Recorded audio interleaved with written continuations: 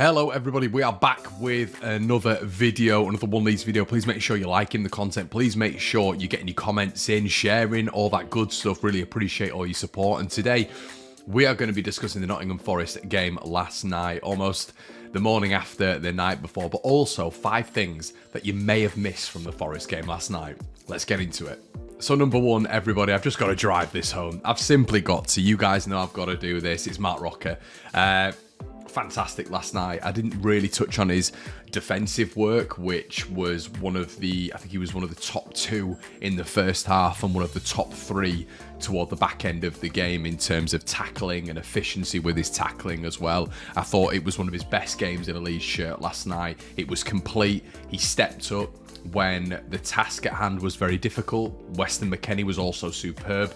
They've both not had Tyler Adams there. They've both got 2 wins as well when Tyler Adams hasn't been there as a combination. So we've got to bear in mind that Arsenal, they weren't together. It was a different formation. Rasmus was in the midfield as well. But since Tyler Adams has been out of that side, those 2 have picked up 2 wins together, which is fantastic for a combination. Fantastic for a combination that we thought would struggle without the defensive stability. But what I liked in particular with Marc Roca last night was his assurance in the tackle. I thought his play through the midfield was exceptional. I thought he was dictating play. He knew when to play the ball laterally, when to play the ball out to the wings, but also when to play that incisive ball through. In the first half, I mentioned it on one of my tweets, Sinisterra was coming as an inverted winger, which we saw for the goal. He loves to do. He did that at Feyenoord, and he does that at Leeds United. He's done some of his best work. Everton at home sticks out. That finish when he was when he came inverted and put that ball past Jordan Pickford. He is superb in that position. Much better as an inverted player than a wide player. Marc Roca was reading that run every single time, and that was absolutely critical in Leeds getting up the pitch, because what you get with Sinisterra is someone who can receive the ball on his left, on his right, but also can keep the ball glued to his feet and is able to progress the ball forward. Marc Roca was intelligently finding him every single time, and that was aiding Leeds United getting up the pitch. That was aiding Leeds United curating chances. Last night, defensively and defensively, if you did miss it, Marc Roca was absolutely excellent. Number 2 last night, everybody, if you did miss it, then you need to rewatch the game. Pascal Stroke, the first time he's played next to Robin Koch, which is what I was shouting for last season. I think since Wöber's come in, it's almost been a little bit like, whoa, Pascal's got a lot to do to get back in here. I think we have to take into consideration that Pascal Stroke under the previous manager, and even under Marcelo Bielsa, had too many stints at left back, too many stints in central midfield. We need to see Pascal get a real run of things at centre back, and do you know what? That's even with Wöber in contention. Pascal Stroke technically is the best centre back at the club. I think what I'd like to see from him in terms of progression is a little bit more captain-like attributes, a little bit more commanding, a little bit more of pointing his finger a little bit more consistently and saying, you get there, you get there. Sometimes he does look a little bit like a deer in headlights, but when you're looking at his frame, when you're looking at his ability in the air, he won everything last night, as did Robin Koch, to be fair. The combinations in the lead side on the left with Firpo and Sinisterra, with Roca and McKennie, with Koch and Stroke at the back were just superb. The combinations worked so well.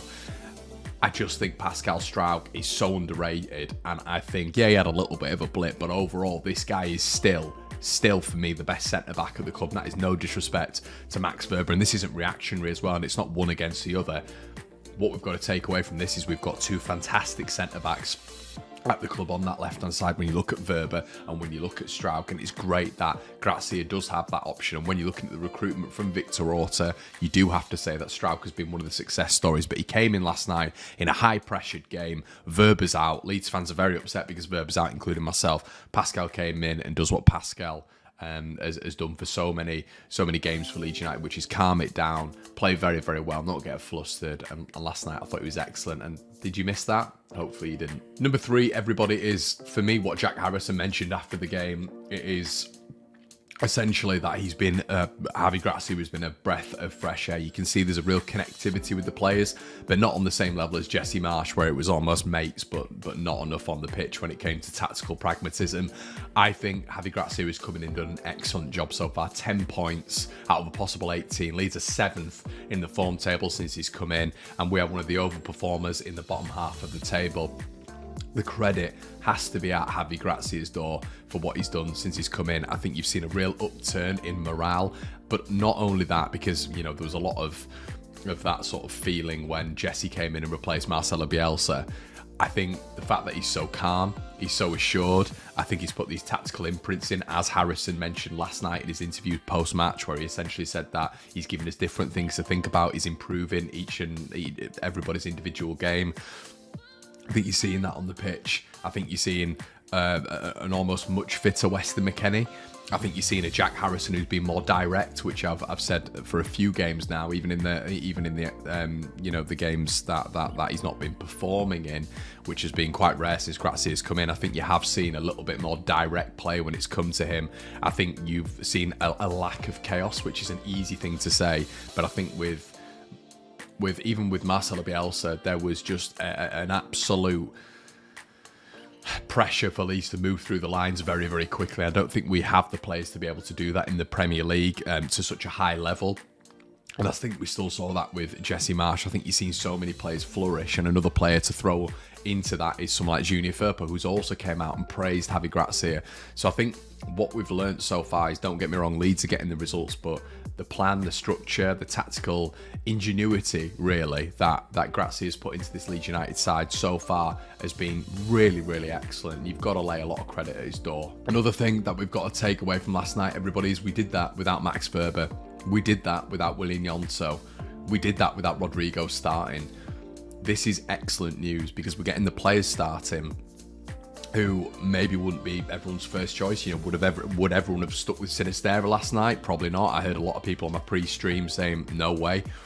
And it was excellent to see those boys perform to a very, very high level. And I think something that we've got to consider in this relegation battle is the advantage that Leeds United have is we have game winners. We have match winners. Now, you look at a team like Everton, maybe. I'm not 100% sure they have match winners, but I think they're going to be out of it because of set pieces. And I think, you know, Goodison's going to keep them up as just an example. I think Leeds United are bona fide match winners. And you look at Willian Yonto, I do think you look at Sinisterra, they are match winners. And I think you saw that last night. You know, you've seen it previously this season as well when they've both got us out of a bit of trouble. And I think that is something that a lot of teams don't have.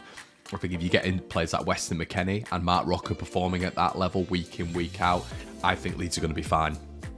But that's a big if. It's a big if Leeds can do that, if we can get this cluster of players still playing and being fit, remaining fit and performing at that level. But I just thought last night you saw the real quality that Leeds do have off the bench and on the pitch as well, still with injuries out. You know, you look at Tyler Adams, you look at Max Ferber, massive players for Leeds United.